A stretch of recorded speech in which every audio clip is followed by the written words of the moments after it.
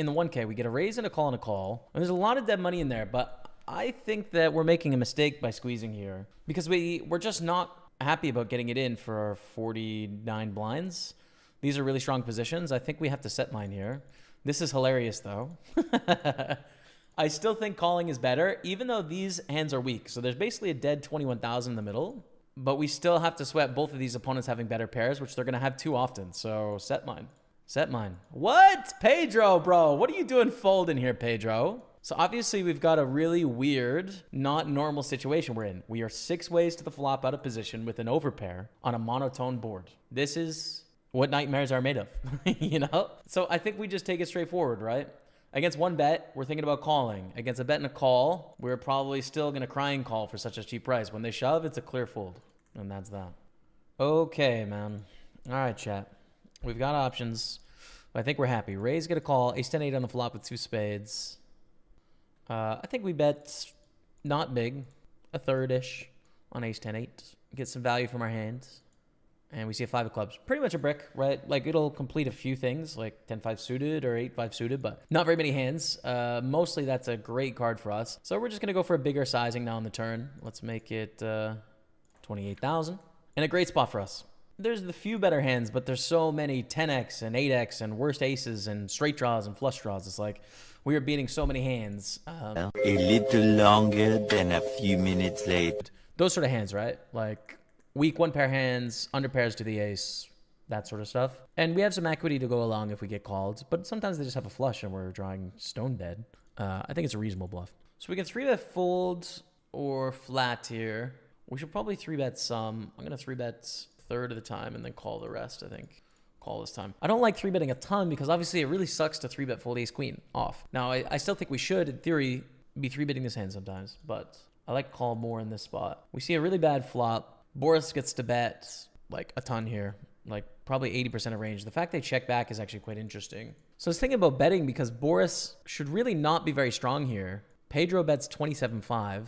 I'm going to check raise, I guess. I mean, I think this is garbage. We can call and then decide if we want to bluff catch the river, but most of the time when they choose this big sizing, they're saying I have 2 pair, that they flatted, raised, cold call in the small blind, that they made 2 pair. There's a few, you know, Jack 8 suited, but they probably don't even call Jack 4 or Jack deuce or 4 deuce suited, right? So like they're representing a quite narrow 2 pair plus range here. They could be value betting a Jack for a big sizing, but most of the time, I don't think people choose like 85, 90% when they're just value betting a Jack on the turn. I mean, they can in theory go for a big value bet with the top pair, but most of the time people don't. I think we're going to see more like a 60% instead of that really polar sizing. So we check raise and we win. That was pretty sweet, man. The big one here, chat. This is our moment in time, okay? We raise. We call any shoves or 3-bets. As in get it all in, you know? Here we go. Here we go. Ace, king, ace, deuce. Here we go. Great starts. Fine turn. Come on, let's go. Yeah, boy. Just shy of $1 million here. Wow, aces. I'm going to go for the limp raise here versus the reg.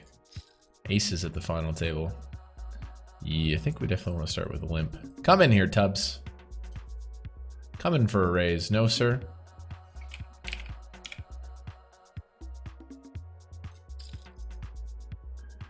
Go for a value bet here. He does have like the jack, because it's a little bit of a different spot, obviously. That turn is kind of bad. He has 5-7, 5 deuce and some 2 pairs. I'm going to start with a check. Not because I'm overly too worried. I mean, there's some hands he has that I don't.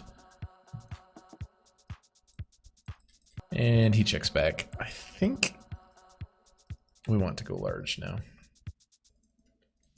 Change my mind. Let's block. We can block and call a raise. If he raises river, it's a little sus. Nice. We get called for the block by the 4. Cool. There's so many things we could have done there, but that actually worked out kind of well. It's a big one here. Hopefully nobody wakes up with it. We see an all-in 131 bounty plus the ladder plus the chips. All in with the 8s here. The Alchemist. Be just an outrageous pot if he calls. Okay, pocket 8s here. It's a flip. Big flip. Hold! I think the river is going to be a 4. Ah, a 5. Let's go, baby. Get the bounty in the chat. 131 added to me, plus the chips, plus a ladder, and we're down to 5. But this man's still gone. He's 6 here. Yeah, if he shoves, I mean, the EV of me doubling and covering everybody. We got a call here with A6, you guys. We got a call. Good luck. Big one. A7. Pipped. 6. Okay, just big cards. No 7. 6! Wow! Fade, a 10, 5, or 7. Paint. No 10, 5, or 7. Woo! That's lucky! Wow! Just cheering for a chop. We peel the 6 somehow. And now I'm actually chip leading with him sitting out. Chip leading in quotation marks. Wow, that was very fortunate. We're gonna go for the raise blind on blind with the 7s. If he shoves, I would have put my faith in the GG nuts.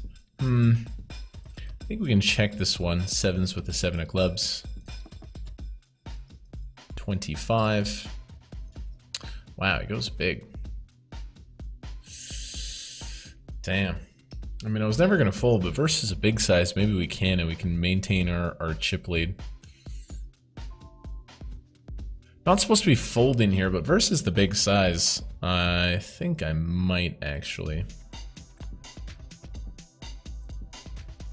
Just because even when he big sizes like the Jack-10, the King-Jack, that has immense amounts of equity, we can kind of maintain this position. We'll go for the raise here now. Tubbs finds the shove. Nice answer. Now he has taken over the slight chip lead. Interesting battle here. Eins.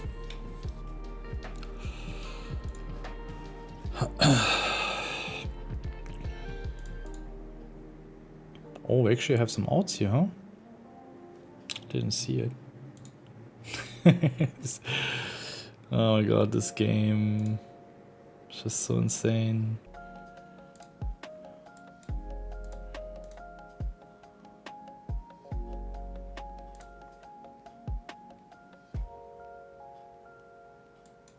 I think I'm just gonna check jam this. Our hand needs a lot of protection. He's gonna have a lot of overcards. And blind versus blind already hitting 50k in the middle. He's still gonna have 5x, 3x that he steps the flop for protection. Maybe levels himself into calling. If he has a better 8, so be it. With this deck size, he's never gonna have 9s or better. So just a few better 8x and then it's just a bunch of crap. So you shouldn't be really worried that... He's also not gonna have 8-5 off or 8-3 off. So some 9-8s, 10-8s he also might be checking back. Ace-8 is jamming pre very often. So definitely a hand we want to be check shoving very frequently.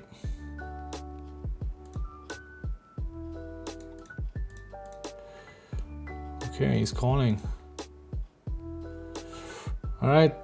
I mean against these, wow. I was just about to say we could be flipping a decent amount of the time. Splitting.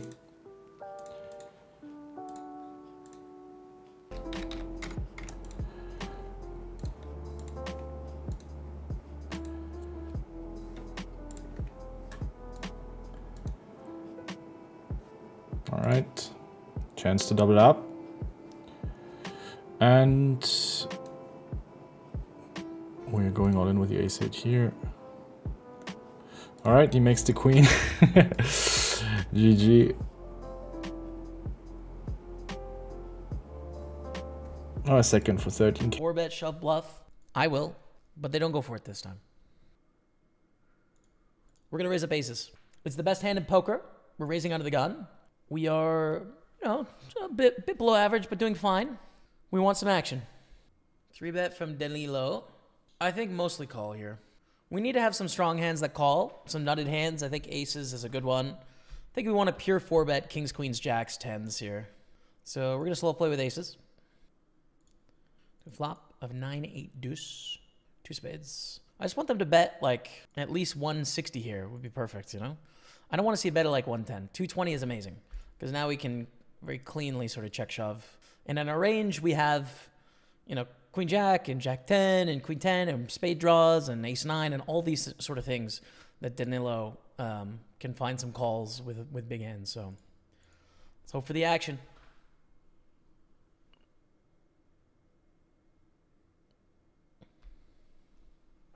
I think I would have taken that a little bit more personally if I didn't just win 100K last month. That's a really bad beat. I mean, there's definitely worth, I don't know, like $17,000, $18,000, that King of the River. Taking a moment to feel this, chat. I'm just feeling it, okay? That is just one of those things, dude. As I was saying literally 30 minutes ago on the stream, everyone has had this happen to them that plays significant poker. I mean, it's just not rare, and it's very reasonable. This year to us, it's happened a lot, but then we broke through once. So it's tough to really feel too hard done by. But hey, I'm definitely happy with how I played that hand. I played it well. Slow playing, included a strong hand in my range, got the check raise.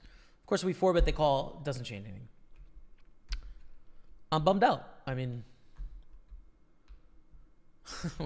we win that pot. We're in 12th place. It's 160K for the win.